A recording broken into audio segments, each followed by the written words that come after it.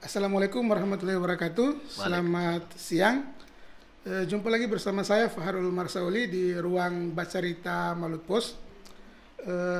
Selain pandemi COVID-19 yang memang saat ini angkanya masih fluktuatif, kadang naik juga kadang turun, hal yang cukup meresahkan publik secara nasional bahkan di Maluku Utara adalah persoalan mengenai narkoba, narkotika dan obat-obat terlarang. Nah, untuk membahas isu itu di ruang Bacarita Malut Pos kali ini kita telah kedatangan tamu spesial, tamu istimewa, Kepala Badan Narkotika Nasional Provinsi Maluku Utara, Bapak Brigjen Pol Wisnu Handoko. Assalamualaikum, Pak. Waalaikumsalam warahmatullahi wabarakatuh.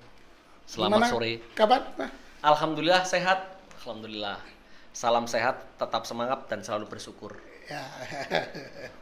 Iya, Pak. Seperti yang saya sampaikan tadi, mungkin sebelum kita sampai ke tema yang kita akan diskusikan, mungkin di publik Maluku Utara saat ini mungkin banyak yang mungkin belum terlalu familiar dengan Bapak. Mungkin dalam kesempatan ini juga bisa ada perkenalan singkat lah terkait mungkin Bapak sudah berapa lama di sini, kemudian mungkin ya ada rasa-rasa apalah selama bertugas di Maluku Utara ya, Pak. Kesannya ya. Ya. Baik. Terima kasih. Assalamualaikum warahmatullahi wabarakatuh. Waalaikumsalam. Selamat sore, salam sejahtera untuk kita semua, rekan-rekan masyarakat Kota Ternate, pendengar ataupun yang mengikuti Malut Pos ini ya, terkait dengan Malut Pos Bacarita. Terima kasih Mas Fahrul ini. Saya diberikan kesempatan untuk sore hari ini. Tentunya ini sangat baik sekali terkait dengan kegiatan dalam konteks Malut Pos Bacarita. Memang alhamdulillah saya sejak tanggal 21 Juli itu kami dilantik menjadi Kepala BNN Maluku Utara. Kemudian tanggal 26 saya berangkat ke Malut. 26 Juli 2021. Jadi kurang lebih hampir 2 bulan saya sudah di Maluku Utara. Kesan pertama saya katakan luar biasa. Yang pertama banyak wisatanya di sini, terutama wisata bahari. Ya, saya sudah mengelilingi Kota Ternate ini mungkin 2 kali ya, karena sekaligus saya supaya lebih mengenal potensi alam sini dulu. Kemudian kata orang kalau nyampe Malut harus mengelilingi Gunung Gamalama. Nah, begitu ya, Mas Fahrul ya. Sehingga saya minggu pertama langsung keliling. Namun setiap tempat wisata saya berhenti. Mulai dari Pantai Sulamadaha, kemudian Pantai Ciko Malamo. Waduh, luar biasa, saya langsung mandi di situ. Karena nggak tahan lihat air yang jernih itu. Luar biasa, saya mandi situ supaya sudah mandi, sudah kena air Maluku Utara, sehingga saya sangat bersyukur sekali. Kemudian kita keliling Kota Ternate, udah 2 kali, ya, luar biasa itu. Ya Pak. Di Maluku Utara sendiri mungkin dalam beberapa waktu belakangan, Pak Jenderal, mungkin sama-sama kita ketahui bahwa peredaran narkoba itu dia mengalami, walaupun di saat pandemi semacam ini yang mungkin orang fokus pada kesehatan, fokus pada penanganan COVID, justru ada oknum-oknum tertentu memanfaatkan ruang ini untuk semakin menggencarkan peredaran narkoba di Maluku Utara. Nah, langkah BNN sendiri sejauh ini untuk penanganan itu bagaimana? Iya, baik Mas Fahrul. Justru di era pandemi atau di masa pandemi ini kejahatan narkoba meningkat secara umum di seluruh Indonesia ya. Di seluruh Indonesia sejak tahun 2020 ketika pandemi awal pertama bulan Maret sampai sekarang ini malah semakin meningkat. Ya, saya juga nggak tahu ya kan. Namun mungkin para jaringan narkotika ini memanfaatkan situasi. Ya. Dan situasi ini mereka manfaatkan untuk menyebarluaskan narkotika ini sekaligus memperluas jaringan. Ya, baik dari dalam negeri maupun dari luar negeri. Ini kita masuk jaringan internasional juga ada ke Indonesia. Sehingga tentu perlu adanya suatu komitmen, komitmen bersama seluruh stakeholder, pemangku kepentingan untuk bersama-sama perang melawan narkoba. Ya. Narkoba ini merupakan kejahatan luar biasa atau extraordinary crime yang tentunya narkoba itu musuh kita bersama, sehingga penanganannya pun harus luar biasa. Nah, beberapa program yang sudah digagas oleh BNN RI diantaranya adalah kota kabupaten tanggap ancaman narkoba atau kotan. Kemudian ada desa kelurahan bersinar, kemudian ada penggiat P4GN, relawan anti narkoba, kemudian intervensi berbasis masyarakat. Itu salah satu upaya kita untuk meminimalisir, memitigasi, mencegah berbagai bentuk kejahatan narkotika, khususnya di Indonesia dan khusus lagi di Maluku Utara ini. Nah, Maluku Utara sendiri memiliki potensi yang sangat tinggi. Artinya Maluku Utara itu letak geografisnya sangat strategis karena memang dikelilingi oleh 4 provinsi, 4 provinsi lain, yaitu Provinsi Sulawesi Utara, Manado itu, kemudian Sulawesi Tengah, Provinsi Maluku, kemudian Provinsi Papua Barat. Sehingga Provinsi Maluku Utara merupakan daerah lintasan yang mungkin Mas Fahrul tahu ya, setiap hari kapal pulang pergi kan, masuk dan keluar dari Provinsi Maluku Utara. Nah, tidak menutup kemungkinan narkoba diselundupkan melalui jalur perairan, melalui kapal penumpang dan kapal lain sebagainya. Karena apa? 80% penyelundupan narkotika melalui jalur perairan di Indonesia itu, 80%. Nah, sisanya 20% beraneka ragam. Bisa melalui jalur ekspedisi, pengiriman barang, bisa juga melalui darat dan sebagainya. Mungkin kalau jalur perairan, mungkin dari sisi pengawasan di bidang perairan kurang ketat atau mungkin lebih potensial. Kita akui, ya betul, memang kita akui letak geografis Indonesia kan sebagian besar perairan. Panjang pantai, garis pantai itu di atas 100.000 kilometer dari Sabang sampai Merauke. Tentunya memang kita lemah pengawasannya karena ada titik-titiknya. Betul, iya. Karena mereka kan tahu kita, Pak Mas Arul, tapi kita kan nggak tahu mereka ya. Sehingga kita meskipun sudah menjaga seluruh pelabuhan pintu masuk, baik pelabuhan yang resmi besar dan kecil, termasuk pelabuhan-pelabuhan yang tidak resmi atau pelabuhan tikus, ya tetap aja mereka akan mencari peluang ke lengan aparat, sehingga dibutuhkan adanya semacam kolaborasi kerjasama antara masyarakat bersama dengan aparat pemerintah daerah dengan BNN, sehingga tentunya masyarakat bisa memiliki rasa empati, memiliki daya cegah dan daya tangkal terhadap narkoba itu. Iya Pak Jenderal, di Maluku Utara sendiri kan ada sekitaran 1.000 lebih desa, kemudian ada 117 kelurahan itu. Nah, sejauh ini untuk seperti yang Pak Jenderal sampaikan tadi, ada program yang namanya desa atau kelurahan bersinar. Nah, itu modelnya seperti apa, Pak Jenderal? Jadi begini, kami berangkat daripada hasil pemetaan ya, pemetaan dan identifikasi secara umum dari BNN bekerjasama dengan lembaga-lembaga penelitian, bahwasanya kejahatan narkotika bukan hanya merambah ke kota lagi, sudah masuk ke desa-desa, sudah sampai ke pelosok-pelosok paling kecil. Dan hasil pemetaan itu ada 2.884 daerah atau desa kelurahan yang bahaya dan waspada narkotika. Artinya apa? Ada 2.884 daerah yang rawan narkotika. Ini tentunya mengandung ancaman potensi yang luar biasa terhadap bahaya narkotika. Dari 2.884, 46-nya ada di Maluku Utara. 46 yang daerah rawan terhadap narkotika. Dari 46, 26 yang paling banyak di kota Ternate. 26. Yang sisanya menyebar ke 10 kota kabupaten. Artinya apa? Ternate merupakan sentral. Artinya di sini ada pelabuhan, di Ternate ada bandara, pelabuhan pun tidak 1-2 tapi banyak, pelabuhan resmi ada, pelabuhan besar ada, pelabuhan tikus ada, yang tidak resmi ada, sehingga itu potensi masuknya narkotika. Nah, untuk itulah BNN menggagas membentuk beberapa program ya terkait dengan perang melawan narkoba untuk melaksanakan program PAM 4GM dengan membentuk KOTAN, Kota Kabupaten Tanggap Ancaman Narkoba.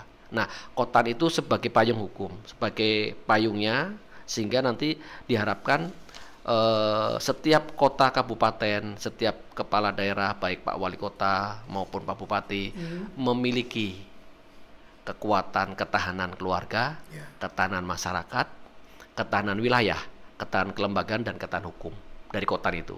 Kemudian membentuk desa bersinar tadi, desa bersih narkoba, desa atau keluaran bersinar, yang mana nanti desa bersinar harus memiliki kriteria. Tidak serta-merta desa ditunjuk kemudian langsung jadi desa bersinar, tidak.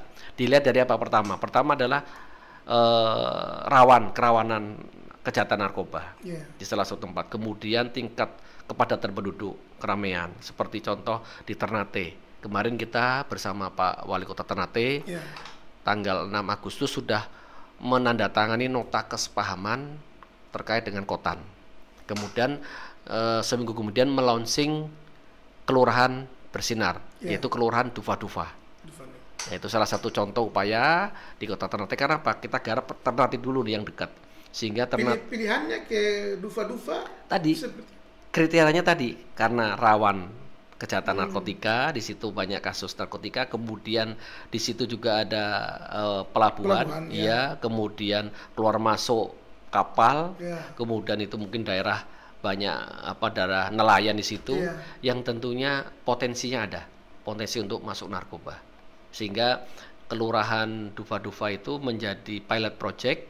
Kita jadikan desa bersih dari atau kelurahan bersih dari narkoba. Ya, kemarin udah kita launching bersama Pak Wali Kota dan beliau juga sangat mengapresiasi. Kemudian nanti setelah Dufa-Dufa mungkin ada kelurahan-kelurahan lain yang memang hasil dari pemetaan kami mana desa yang rawan, kemudian juga di situ ada pelabuhan baik kecil maupun besar, kemudian tingkat kepadatan penduduk kita tetapkan. Kalau sejauh ini Pak Jenderal dukungan publik misalnya atau lembaga-lembaga lain dalam penanganan narkoba sejauh mana Pak? Saat ini memang saya lihat dukungan publik memang banyak yang memberikan apresiasi, terutama langkah kita dalam memberantas narkoba. Itu dari satu sisi ya, karena kami memiliki strategi P4GN. Yang pertama adalah pendekatan soft power approach, yang kedua hard power approach, kemudian smart approach. Artinya pendekatan soft power ini kami mengedepankan kegiatan pencegahan, kemudian pemberdayaan masyarakat, dan yang terakhir rehabilitasi. Sedangkan kalau hard power approach kita melalui pendekatan pemberantasan kejahatan, termasuk mengidentifikasi, melakukan pemetaan rawan-rawan narkoba, didukung dengan smart power approach, yaitu memanfaatkan teknologi informasi. Di samping kita juga mendapat informasi dari masyarakat tentang bahaya narkotika ataupun para pelaku-pelaku narkotika, juga kita menggabungkan dengan teknologi, hasil pengembangan dari tersangka, kemudian dari HP itu kita bongkar dan sebagainya. Itu dalam beberapa kasus terakhir Pak Jenderal, kan itu ada transaksi yang dikendalikan langsung dari dalam lembaga pemasyarakatan Pak Jenderal. Kira-kira analisa BNN sendiri sejauh mana soal itu? Kan terkesan misalnya orang jadi di lapas itu menjadi tempat yang nyaman orang melakukan transaksi, mengendalikan narkoba, itu analisa BNN sejauh mana? Itu salah satu ancaman, dari sekian ancaman salah satu adalah pengendalian kejahatan narkotika dimungkinkan melalui lapas. Itu salah satu ancaman. Ancaman banyak, ada 12 variabel itu. Salah satunya di lapas itu. Kenapa saya katakan? Karena apa? Hasil pengungkapan kami ketika itu awal September, kami berhasil mengungkap tersangka di daerah Ternate Tengah dengan barang bukti ganja kurang lebih 1,3 kilo dan sabu-sabu sekitar 3, sekian gram. Ternyata kita kembangkan, mereka ada linknya ke sana.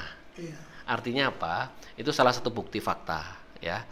Tidak kemungkinan para napi-napi lapas dia masih bisa menggerakkan, menjalankan operasinya, ya, melalui mungkin HP dan sebagainya untuk menggerakkan ini peredaran ini narkotika. Karena sudah terbukti nih hasil pengembangan tersangka US itu ternyata larinya ke sana. Sehingga tentunya kami bekerja sama dengan Kakanwil, Kumham dan divisi lapas, ya, untuk selalu melakukan upaya kegiatan preemptif dan preventif. Karena beberapa hari yang lalu kita melaksanakan razia di lapas. Nah, terbukti barang-barang yang memang seharusnya nggak boleh masuk ada di situ, termasuk korek api, senjata tajam, termasuk korek api ini bahaya karena di Tangerang kan kemarin kebakar. Nah, kita mengantisipasi adanya tadi bahaya kebakaran, masuknya narkoba dan sebagainya, ada di situ. Barang-barang yang memang nggak boleh ada di dalam sel atau lapas ada. Nah, kemudian kita sita, kita datakan. Kemudian sampel kita langsung periksa urinnya dan sebagainya, ya ternyata ada yang positif dan sebagainya. Artinya lalu lintas narkoba ini di lingkungan lapas masih ada. Dan ini memang dari luar ke dalam, dan Kalapas sudah berusaha maksimal kan untuk melakukan upaya pencegahan. Namun memang karena keterbatasan, ya, karena keterbatasan personil, mungkin karena artinya para yang menjenguk lapas itu juga dengan berbagai cara, bagaimana caranya para narkoba dimasukkan ke makanan dan sebagainya, itu banyak trik-trik yang mereka lakukan sehingga narkoba masuk ke dalam gitu loh. Pak Jenderal, kalau sejauh ini kira-kira kendala yang dihadapi dalam penanganan narkoba sejauh mana? Kendala yang kami hadapi yang pertama adalah kita dari lingkungan BNN ya, BNP sendiri ya. Yang pertama kita kekurangan personil khususnya di bidang pemberantasan. Karena kami BNN provinsi hanya memiliki sekitar 20 anggota di pemberantasan. Sedangkan luang lingkup kami Provinsi Maluku terdiri dari 10 kota kabupaten, kemudian terdiri juga kebanyakan pulau-pulau. Ada 850 loh, Pak Mas Fahrul ini. 850 pulau, 83 pulau dihuni, sisanya masih kosong. Ini juga salah satu potensi. Sehingga kami melakukan silaturahim kepada beberapa stakeholder termasuk TNI. Baik seperti Dan Lanal di sini Ternate kemarin, kemudian kami baru pulang dari Morotai juga, kami ketemu dengan Dan Lano dan kemudian ketemu dengan semua stakeholder. Ya, TNI Polri kita rangkul, artinya kami mengajak seluruh kepentingan untuk bersama-sama perang melawan narkoba sesuai dengan tupoksi, sehingga kita minimalisir lah pintu-pintu masuk khususnya ke Malut, terutama melalui jalur perairan. Memang di tengah personil yang terbatas butuh ada dukungan dari stakeholder. Betul, iya betul. Karena BNNP terus terang tidak bisa bekerja sendiri tanpa dukungan seluruh komponen masyarakat, kemudian pemerintah daerah, termasuk seluruh pelaku usaha. Karena kami juga berusaha untuk bekerjasama dengan pelaku usaha. Untuk apa? Mengedukasi tadi. Edukasi, memberikan literasi, informasi terkait dengan masalah program P4K. Ya, itu. Ya, mungkin yang terakhir Pak Jenderal, mungkin ada himbauan ke publik Maluku Utara terkait narkoba ini. Yang pertama, saya ucapkan terima kasih kepada seluruh masyarakat di Provinsi Maluku Utara, khususnya Kota Ternate yang telah selama ini membantu kami. Karena tanpa informasi dari masyarakat, kami tidak bisa melakukan upaya paksa menangkap. Karena apa? Masyarakat kan memang berada di tengah-tengah. Artinya kejahatan narkoba, kemudian pelaku-pelaku narkoba ada di tengah masyarakat. Yang tahu ya masyarakat. Ketika nanti ada orang yang dicurigai, pertama ya, orang yang dicurigai apakah memang ada rumah, kadang-kadang modusnya mereka in the cost. Suatu tempat, kemudian malam-malam dikeluar, ada yang ramai di situ kumpul-kumpul, mohon kiranya disampaikan kepada kami. Kami nanti menitipkan nomor telepon di sini supaya nanti bisa memberikan informasi kepada kami. Nomor HP kami 0811 28 3846. Ya, ini bisa WhatsApp. Jadi masyarakat yang mencurigai adanya Iya, gerak-gerik itu bisa langsung WhatsApp ke saya. Insya Allah kami tindak lanjut. Karena apa? Kami selain memiliki anggota berantas aja 20, namun kan kami memiliki 3 PNK. Ya, PNK di Tidore, Kepulauan Tidore, kemudian PNK Halmahera Utara dan Morotai. Dan kami juga kerjasama dengan Polda. Ada Polda, ada Polres di situ, ada Satuan Reskrim Anti Narkoba dan sebagainya, ada juga tim Buser. Nah, kami kerjasama di sana, saling memberikan informasi. Itu Mas Fahrul.